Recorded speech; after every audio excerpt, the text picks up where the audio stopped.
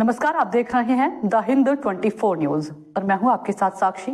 आइए नजर डालते हैं आज की बड़ी खबरों की ओर। वेसु क्षेत्र में गणेश भक्तों की भावनाएं आहत। डॉक्टर हेड के बाद नगर की घटना। कुछ उपद्रवियों ने गणेश जी के आगमन के बैनर तक फाड़ दी, जिससे लोगों में आक्रोश फैल गया। गणपति आगमन के बैनरों के साथ साथ अन्य दुकानों के बैनर भी फाड़ दिए गए। घटना को लेकर गणेश भक्त बड़ी संख्या में इकट्ठा हो गए। वेसु पुलिस ने सीसीटीवी फुटेज के आधार पर जांच शुरू की और 2 आरोपियों को गिरफ्तार किया। गिरफ्तार आरोपियों के नाम शैलेश बारी और शिवा नायक है। जानकारी के अनुसार गणपति आगमन में डीजे पर गाना बजाने को लेकर दोनों को मन दुख हुआ था। इस कारण उन्होंने रात के समय बैनर फाड़ने की हरकत की। फिलहाल वेसु पुलिस ने दोनों की गिरफ्तारी कर आगे की जांच शुरू कर दी है।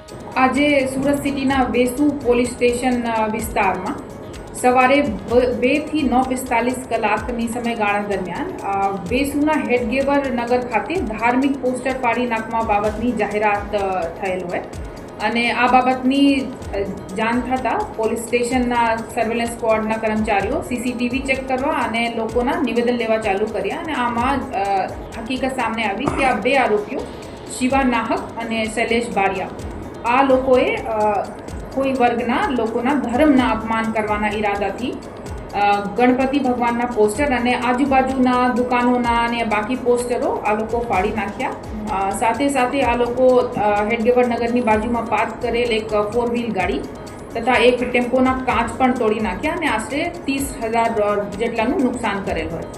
તો આ બાબત ભારતીય ન્યાય સંહિતા 2023ની કલમ 298, 324(2), 351(2) અને 54 મુજબની ફરિયાદ દાખલ કરવામાં આવી છે અને બંને આરોપીઓની ધરપકડ કરવામાં આવી છે। કારણ શું છે મેડમ આ રીતનું?